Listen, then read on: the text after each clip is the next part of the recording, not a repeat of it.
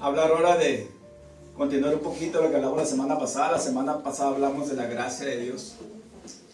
Hoy vamos a mirar qué fue lo que retuvo a Jesús en la cruz. ¿Qué fue lo que realmente detuvo a Jesús en la cruz? Mi esposa dio una introducción de lo que ella leyó, de lo que ella estaba leyendo, les compartió cuando entró Jesús a Jerusalén.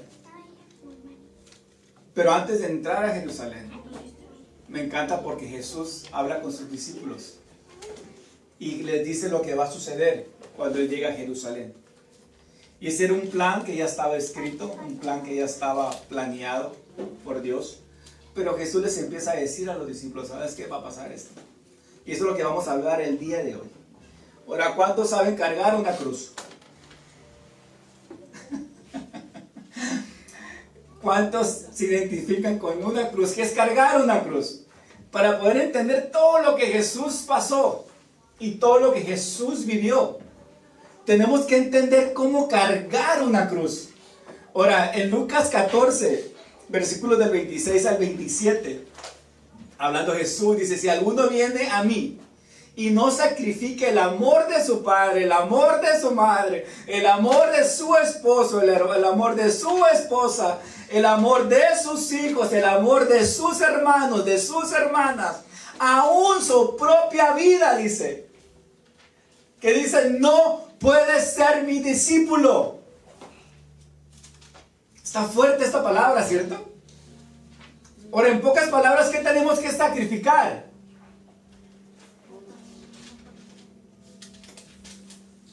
Todo. Y luego sigue diciendo el 27. El que no carga su cruz y me sigue, no puede ser mi discípulo. Ahora, la verdad que estamos muy confiables o confortables a lo de este mundo. Y hay que ser realistas, ¿cierto? Ahora, cargar una cruz, no me estoy identificando una cruz de plata, una cruz de 14 quilates, que eso no. Ahora, ¿qué es cargar una cruz? Primero necesitas identificar para saber cómo se carga una cruz. Primero tienes que identificar qué es una cruz. Ahora, una cruz significa humillación, una cruz significa sacrificio, y una cruz se merece amar a los que no merecen ser amados. ¿Cuántos quieren cargar la cruz? Eso se trata la cruz. Ahora, la muerte de Jesucristo es un punto central del mensaje de la iglesia, predicado a través desde el principio. Y eso incluye la muerte de Cristo. Ahora, si no hay muerte, no hubo resurrección. Hay dos eventos, como se los dije la semana pasada, bien importantes para todos los hijos de Dios, que viene siendo la muerte de Jesús y la resurrección de Jesús. Son los dos eventos más importantes. Ahora, el apóstol Pablo resumió el mensaje del evangelio en sus frases esenciales que él dice en 1 Corintios 15, del versículo del 3 al 4, dice el apóstol Pablo de esta manera: porque ante todo les transmití a ustedes, dice, lo que yo mismo recibí.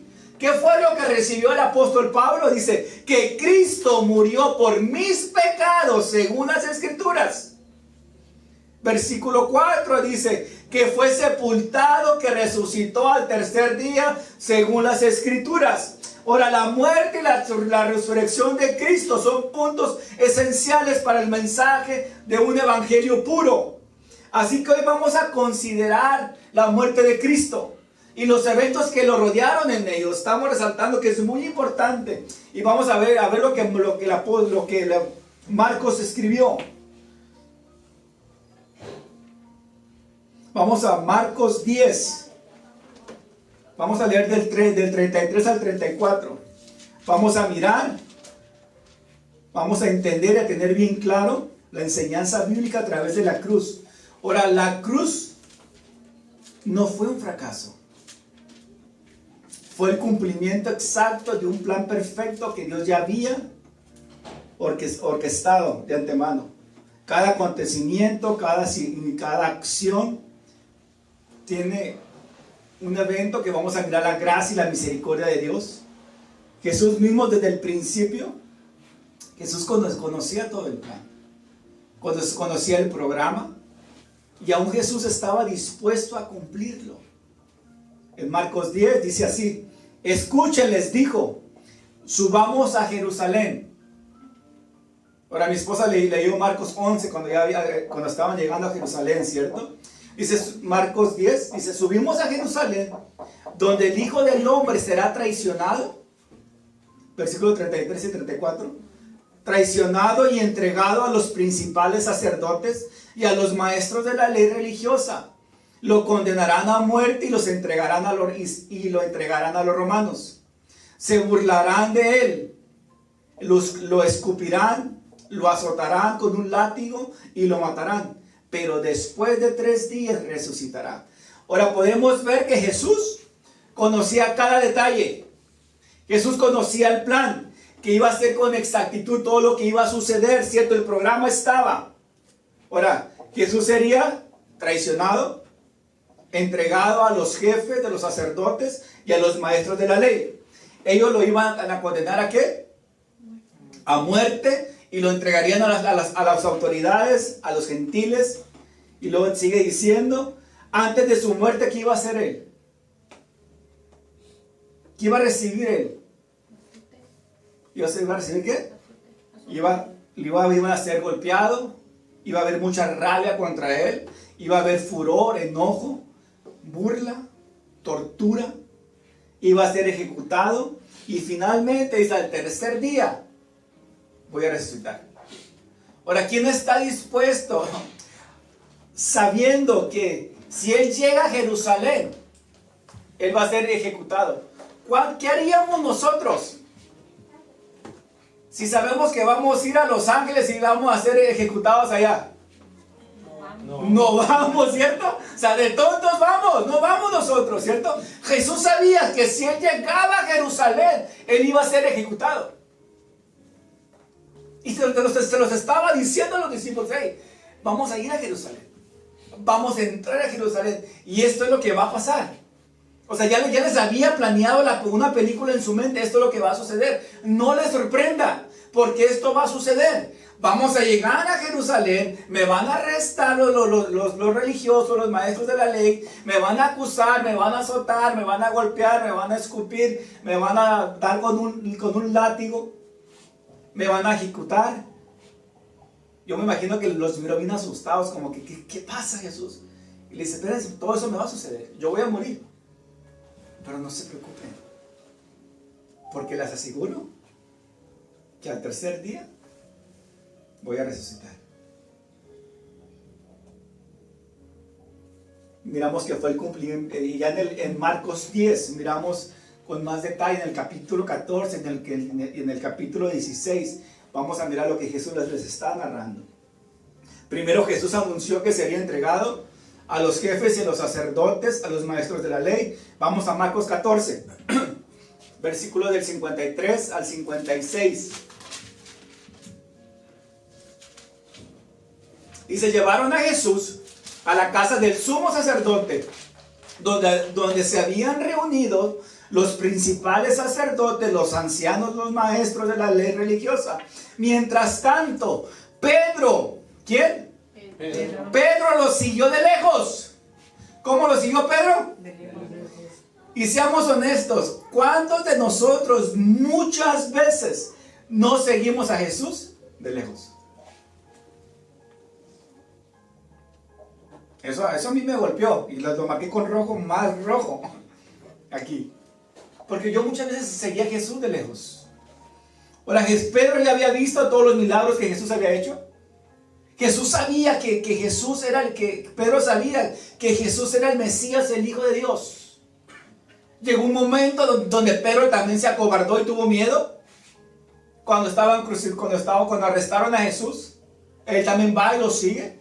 Ahí mismo, le dice Mateo, y lo reconocen y identifican: hey, este anduvo con Jesús. ¿Qué dijo? ¿Cuál fue la reacción de Pedro? ¿Yo? Ama, yo ni lo conozco. ¿De qué me estás hablando? espérate, o sea, tú hablas como Él, tú caminas como Él, tú te expresas como Él, tú andabas con Él. Dijo, no, yo no conozco a ese Jesús. Y yo muchas veces me identifico con Pedro, porque yo muchas veces negué mucho a Jesús. Cuando en mi trabajo sabían que yo era cristiano, no, yo no soy cristiano, voy a la iglesia, pero no le sirvo a Dios, no soy cristiano. ¿Por qué? Por miedo a las burlas, a las críticas que hizo Pedro. Pedro sabía que si él se identificaba que él seguía a Jesús, ¿qué le iba a pasar a Pedro? También lo iban a encerrar y lo iban a matar, ¿cierto? Ahora sabemos que Dios tenía un plan específico para Pedro. Y Jesús sabía que Pedro lo iba a negar 3 veces.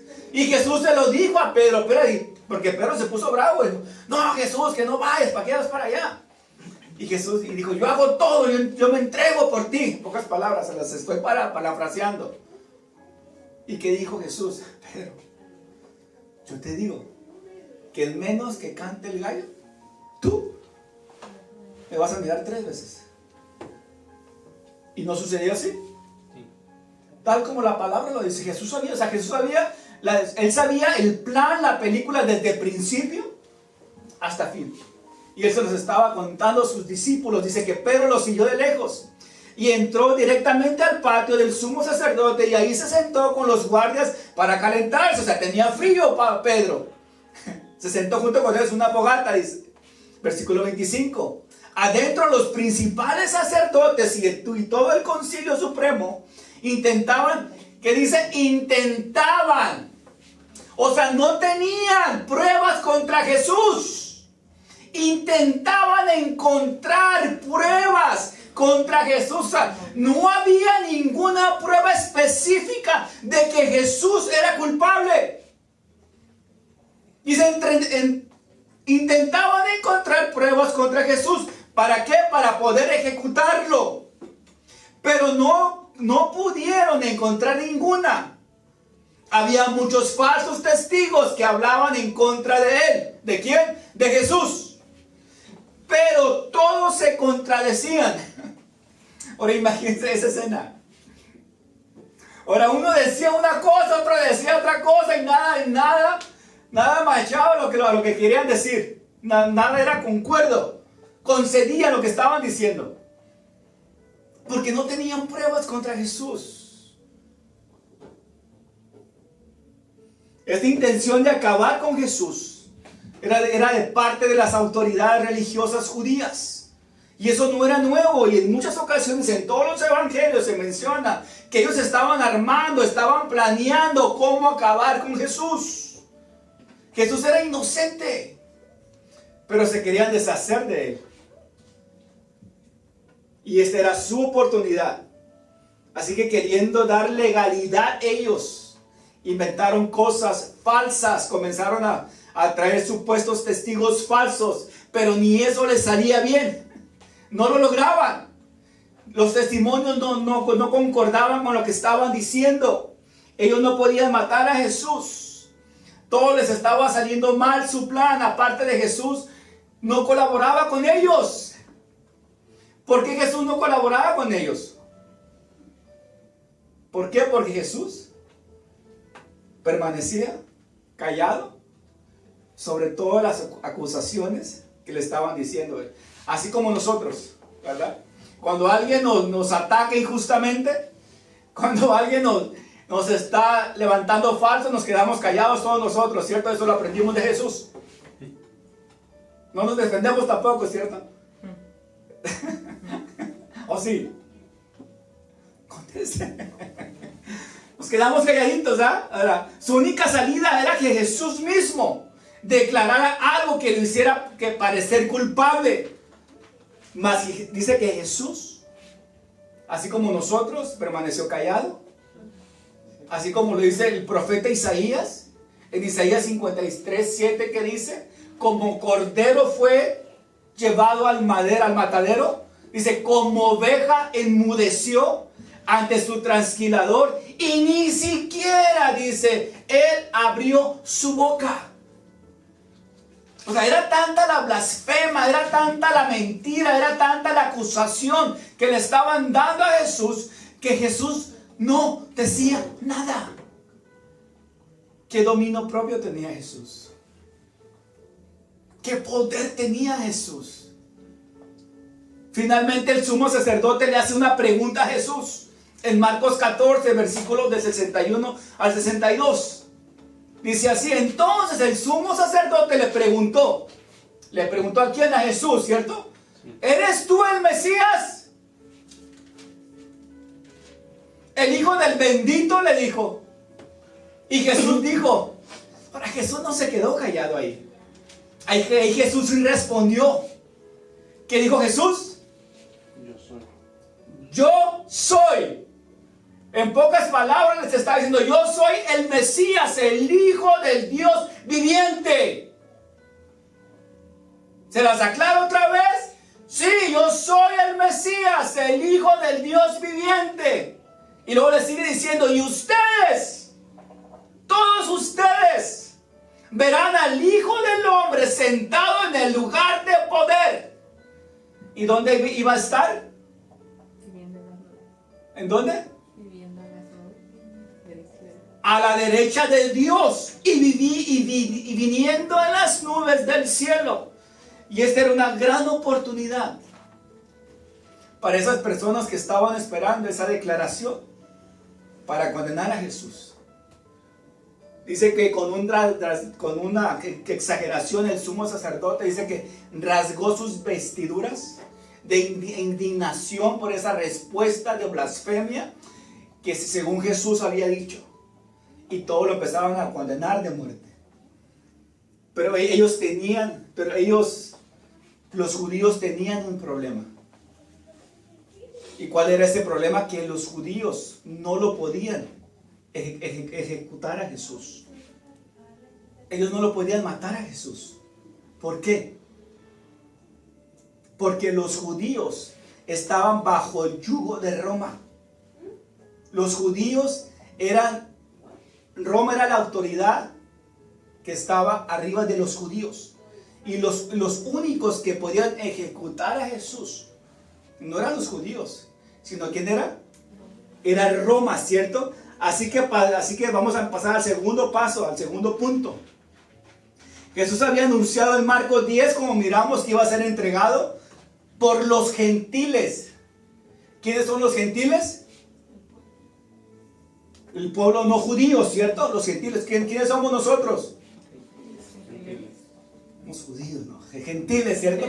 Somos gentiles puestos, aceptados como parte del pueblo de Dios, ¿cierto? En este caso él estaba a cargo de los asuntos legales de Judea, era el funcionario romano. ¿Cómo se llamaba el que estaba a cargo de todo ese puesto? ¿A quién le llevaron a Jesús? ¿A quién?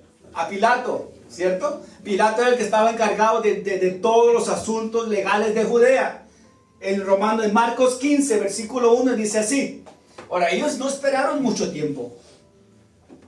Yo no sé si era su manera como ellos siempre se levantaban temprano, ¿no? Pero aquí dice: muy de temprano en la mañana, los principales sacerdotes y los ancianos y los maestros de la ley religiosa y todo el concilio supremo. Ahora, ¿quién iban? Los principales sacerdotes, iban los ancianos, iban los maestros de la ley religiosa, iba todo el concilio supremo, iban 4. El caso estaba pesado para Jesús, ¿cierto? O sea, iba toda la carga sobre él. Dice, se reunieron para hablar del próximo paso. Ataron a Jesús, se lo llevaron y lo entregaron a Pilato, el gobernador de Roma. Ahora, la autoridad del concilio judío era algo que ellos habían declarado. Ellos no podían ejecutar a nadie, pero ahora habían sido condenados por la autoridad religiosa. Ahora estaban ante el civil y podían llevar ese plan para ejecutar a Jesús. Pilato lo que tenía que hacer era escuchar, y fue lo que él hizo: escuchar, observar, mirar las acusaciones para poder determinar si concedía la petición o no que declaraban los judíos sobre Jesús. Pero Jesús, aún cuando le estaban dando las declaraciones, Jesús no contestaba nada.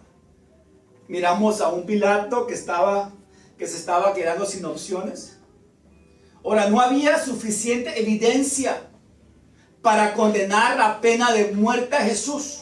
Ahora, normalmente, ¿qué sucede en un caso donde no hay suficientes pruebas, donde no hay suficientes evidencias? Normalmente, ¿qué sucede? Lo sueltan. Sueltan o dejan ir a la persona, ¿cierto? Porque no hay suficiente evidencia. No hay suficientes pruebas de que realmente esa persona fue culpable, por lo cual lo tienen que dejar ir. Con Jesús estaba pasando lo mismo. Ahora, no había tanta evidencia, no había tantas pruebas para que Jesús fuera sido encerrado injustamente. Ahora, las acusaciones no tenían suficiente sustento como para enviar a una persona a ser ejecutada. Así que, queriendo salir bien librado de esto, Pilato ocurre bajo un as que tiene bajo su manga. Yo lo veo de esa manera. La ley romana solía soltar o mostrar clemencia hacia un reo cada año, que siempre se celebraba al principio de la fiesta de la Pascua en Jerusalén. Quizás pensó Pilato, seguro que si yo les ofrezco esta opción entre Jesús y Barrabás. ¿Quién era Barrabás? Barrabás era un asesino confeso, era un alborotador, era un pleitista, era un provocador. Ahora, sabiendo ellos quién era a Barrabás, yo me imagino que Pilato pensó, ¿y si pongo a Barrabás con Jesús? Que Jesús no ha cometido nada, ningún delito grave de muerte. O sea, yo pienso que van a pedir que suelte a Jesús. Así que saldré bien librado de esta. Pero todo le salió mal, porque las autoridades judías influyeron a la multitud para que pidieran que soltaran al Barrabás y que crucificaran a Jesús. Marcos 15, del 8 al 15, dice así, para que vean. Dice, la multitud acudió a Pilato y le pidió que soltaran a un preso como era costumbre. ¿Quieren que les deje en libertad a este rey de los judíos?, preguntó Pilato. Pues ya se había dado cuenta que los principales sacerdotes habían arrestado a Jesús. ¿Por qué? Por envidia. Versículo 11. Sin embargo, en ese momento los principales sacerdotes incitaron a la multitud para que exigieran la libertad de Barrabás en lugar de Jesús. Pilato les preguntó, entonces, ¿qué hago con este hombre al que ustedes llaman rey de los judíos? ¿Cuál fue la respuesta de ellos? ¡Crucifíquenlo! Y la palabra dice que le contestaron a gritos. Ahora, yo estoy gritando, pero imagínense una multitud. Alguien que estaba lleno de odio, de rencor, de rabia contra Jesús. O imagínense un estadio completo gritando, ¡crucifíquenlo! ¿Cómo se oiría eso? Fuerte, ¿cierto? Crucifíquenlo, le contestaron con gritos, el versículo 14. ¿Por qué? Insistió Pilato. ¿Pero por qué quieren crucificar a este hombre? O sea, no hay pruebas. ¿Por qué la traen contra él? ¿Qué les ha hecho este hombre inocente? Porque Pilato sabía dentro de sí, dentro de su corazón, de que Jesús no había hecho nada malo. Por eso les dice, ¿por qué insistió Pilato? ¿Qué crimen ha cometido? O sea, no lo veo. ¿Cuál es el crimen que este hombre hizo? Pero la turba rugía aún más fuerte. El ruido, el escándalo. ¡Crucifícalo! Entonces Pilato se acobardó ahí. ¿Qué dice el versículo 15? Entonces Pilato, mi versión es nueva versión internacional, cambia mucho a la 960. Entonces Pilato, para calmar, ¿cómo dice su versión? satisfacer la mesa. Para calmar a la multitud, dejó a Barrabás en libertad. ¿Y cuál fue la instrucción que mandó hacer? Y mandó azotar a Jesús con un látigo que tenía puntas de plomo. Y después lo entregó a los soldados romanos para que lo crucificaran. Ahora, era tanto el pueblo judío, era tanto el escándalo, todo el movimiento que se estaba haciendo ahí, que Pilato se echó para atrás. Dijo, ¿sabes qué? ¿Para qué me meten en problemas con toda esta multitud? No va a quedar otra que... Y sabemos que ese era el plan de Dios. Jesús tenía que ser crucificado. Ahora fuera sido Dios, le toca el corazón a Pilato, y ¿sabes qué? Pilato suelta a Jesús, que se quede Barrabás. Pero el plan ya estaba destinado, todo ya estaba preparado. Con poco rigor legal se siguió este juicio, fue condenado por los religiosos. Jesús tenía los argumentos y el poder para convencer a cualquiera ante los ojos de todos de que él era inocente. Jesús podía comprobar que los judíos eran unos tramposos y mentirosos. Jesús tenía el poder para liberarse a sí mismo en cualquier momento.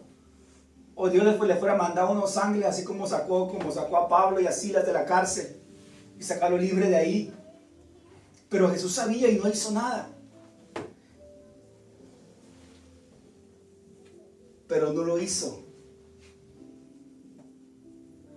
Estuvo dispuesto a soportar las injusticias porque estaba cumpliendo lo pactado con su Padre. La cruz no fue un fracaso, sino fue el cumplimiento exacto de un plan de redención que Jesús tenía y que Dios tenía bien orquestado para nosotros hoy en día. Jesús había anticipado en Marcos 10, como miramos, que él iba a ser entregado a las autoridades. Vamos a Marcos 15. Dice que los soldados romanos se reunieron en el patio para divertirse y hacer sufrir a Jesús.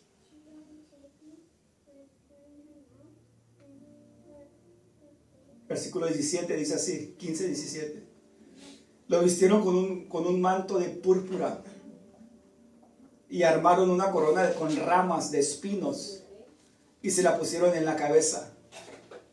Entonces lo saludaban y se mofaban. ¿Qué significa mofar? ¿Cómo entienden con esa palabra ustedes? Burlarse. ¿Se burlaban? ¿Qué? ¿Burla? Se mofaban de él, se burlaban de él y le decían, ¡viva el rey de los judíos! Versículo 19, y lo golpeaban en la cabeza con una caña de junco. Le escupían y se ponían de rodillas para adorarlo burlonamente. ¿Qué retuvo a Jesús todo eso? ¿Qué fue lo que retuvo a Jesús en la cruz? Es el amor por nosotros. Ahora, pégese con una caña en el hombro. O pégese con una caña en la espalda. Ahora, yo me imagino que los golpes que le estaban dando en la cabeza con una caña no eran golpes sencillos. No eran golpes, ay Jesús, ay, ya te pegué. Una persona que está llena de rabia, de enojo, de ira. ¿Cómo va a ser el golpe de esa persona? O el golpe en la cabeza, con una caña, burlándose de él. Dice, cuando al fin, dice, se cansaron de burlarse. ¿Cuánto tiempo tarda una persona en cansarse? ¿Usted ha ido a batear alguna vez? ¿Ha ido a prácticas de bateo? Con una máquina que les está lanzando los lanzamientos. ¿Cuánto tiempo tarda uno en cansarse de batear? Una hora. Una hora, ponga.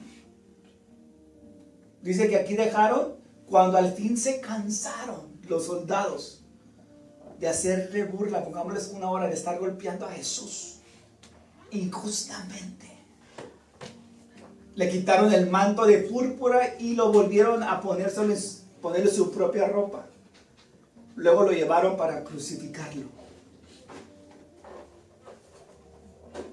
Ahora Jesús fue humillado, siendo el Hijo del Dios viviente. A mí me asombra el dominio propio que tenía Jesús. ¿Y saben por qué tenía ese dominio propio Jesús? Porque el enfoque de Jesús no era hacer la voluntad de Él. El enfoque de Jesús era hacer la voluntad de su Padre. Y Él dijo, yo no hago mi voluntad, sino hago la voluntad de aquel que me envió a mí. ¿Y quién lo envió a Él? Su Padre. Jesús soportó todo esto para cumplir el plan acordado que Dios tenía para toda la humanidad. Y ahí vamos incluidos todos nosotros. Incluso crucificarlo. No pararon los abusos, no pararon las burlas, no pararon el odio, los insultos. Era burla sobre burla.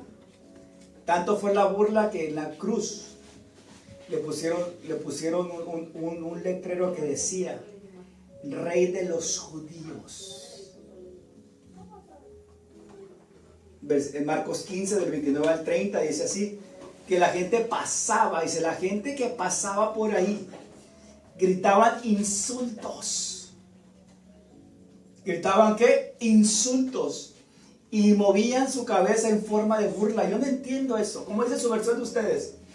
Meneando la cabeza y diciendo, va, tú que derribas el templo de Dios y en 3 días lo reedificas. Pero ¿cómo podemos poner que movían su cabeza en forma de burla? ¿Alguien puede dar un ejemplo? ¿Cómo te puedes burlar tú de alguien moviendo la cabeza? De un lado para otro. ¿Eres tú realmente el Rey de los Judíos? Luego sigue diciendo, dice, pero mírate ahora, le gritaban. Dijiste que ibas a destruir el templo y a reconstruirlo en 3 días. Muy bien, sálvate a ti mismo, bájate de la cruz.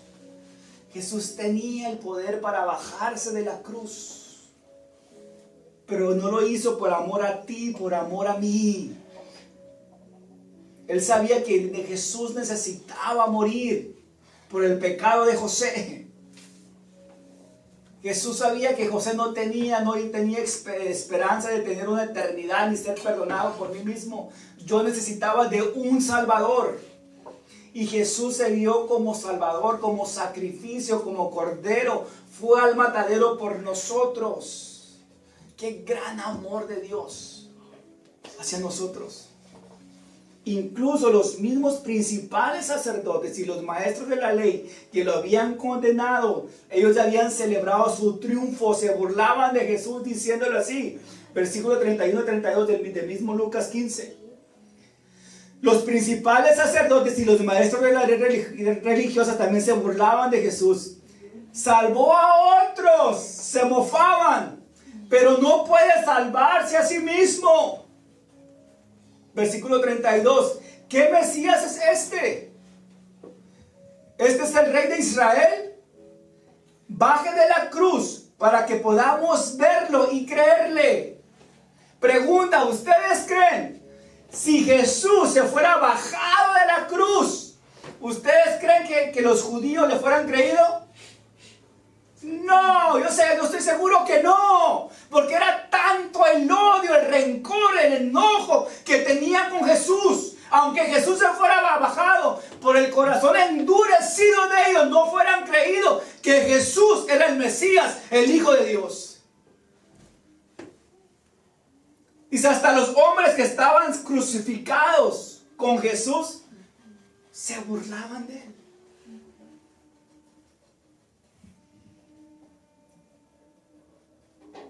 ¿Jesús tenía el poder para salvarse a sí mismo? Por supuesto que sí. ¿Tenía el poder y el derecho de defender su honor, su gloria? de todas las blasfemias que se le habían hecho? Por supuesto que sí lo tenía Jesús. ¿Quién lo retuvo a Jesús en la cruz?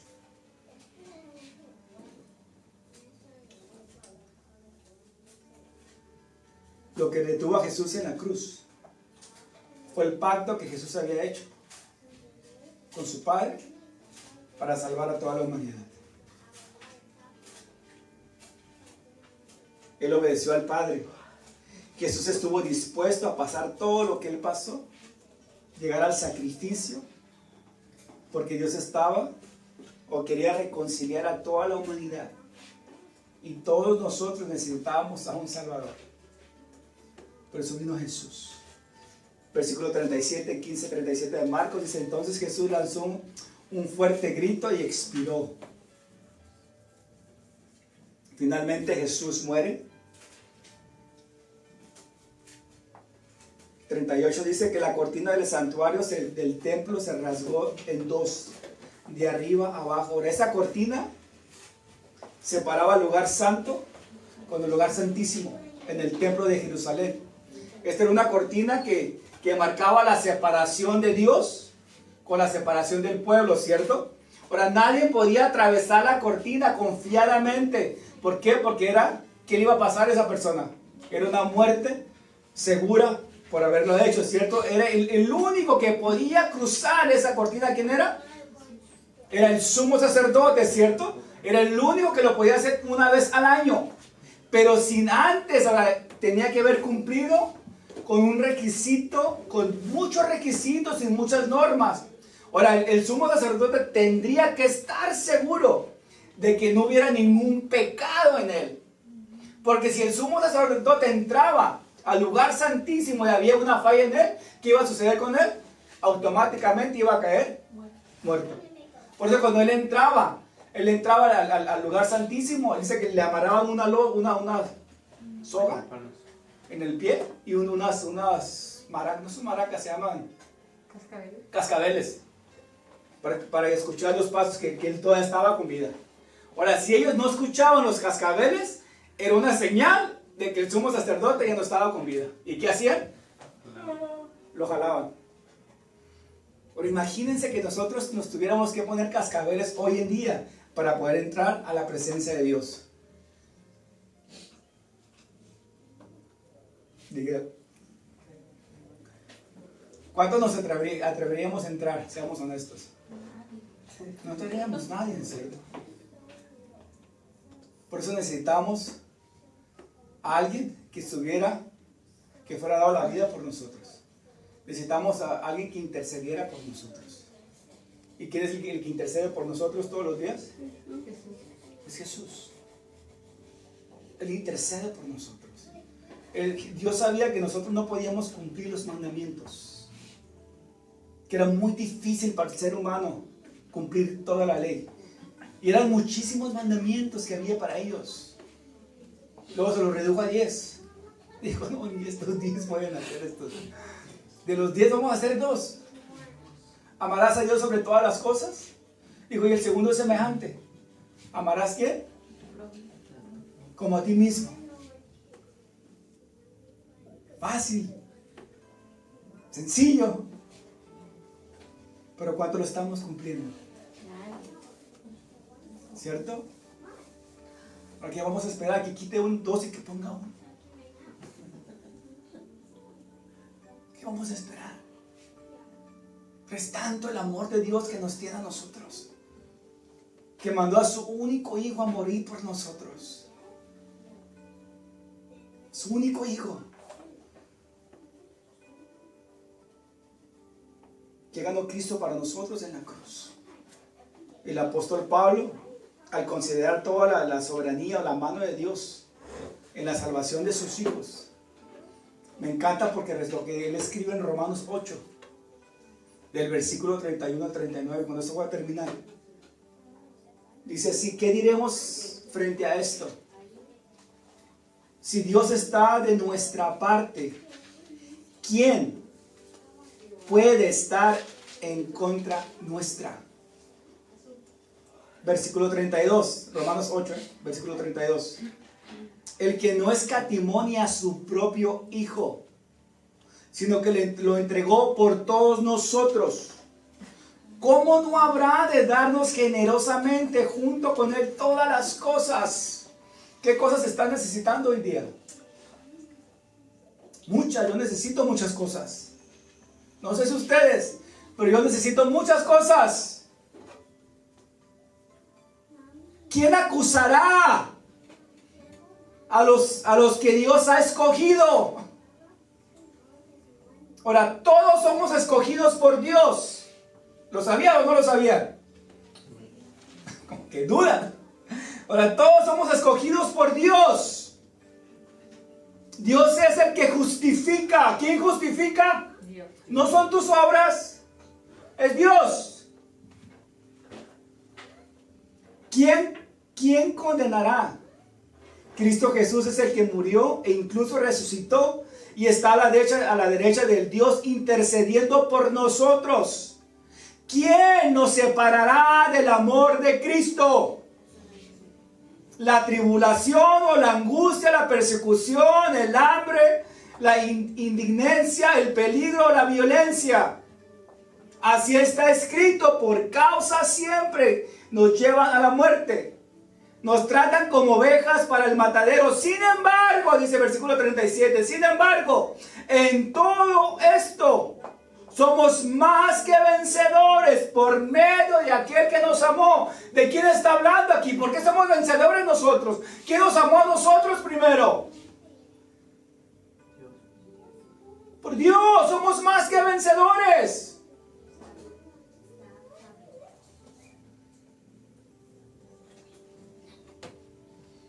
Por medio de aquel que nos amó, versículo 38, pues estoy convencido de que ni la muerte, ni la vida, ni los ángeles, ni los demonios, ni lo presente, ni lo porvenir, ni los poderes, ni lo alto, ni lo profundo, ni cosa alguna en toda la creación podrá apartarnos del amor de Dios que nos ha manifestado en Cristo Jesús, nuestro Señor Salvador. Ahora, ¿te das cuenta de lo que Jesús ganó por nosotros en la cruz?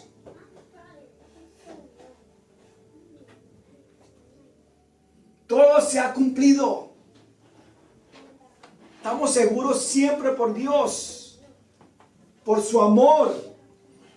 Podemos seguir arraigados en esta verdad.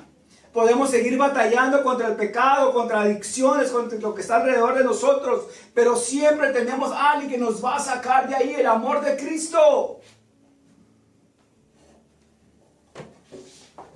Dios es bueno.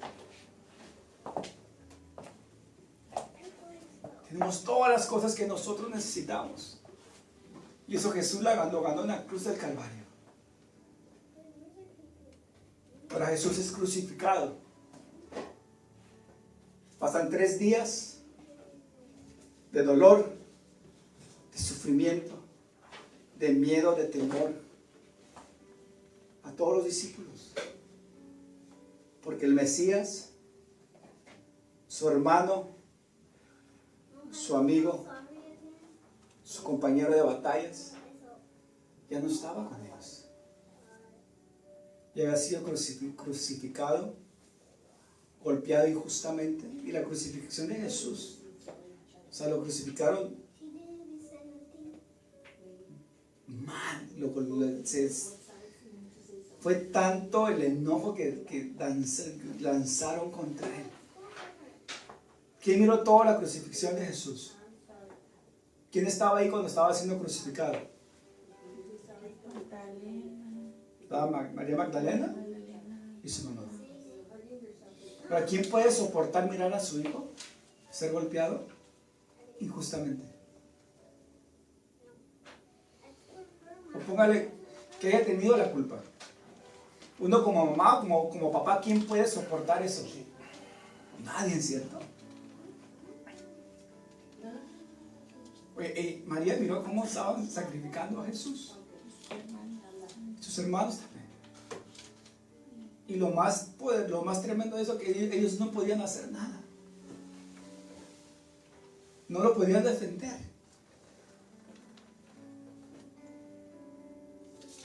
¿Y cuáles fueron las últimas palabras que Jesús dijo? Padre,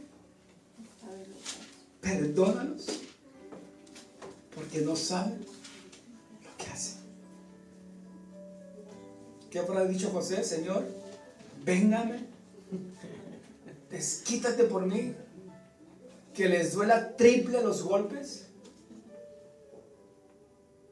Pero Jesús no es como José.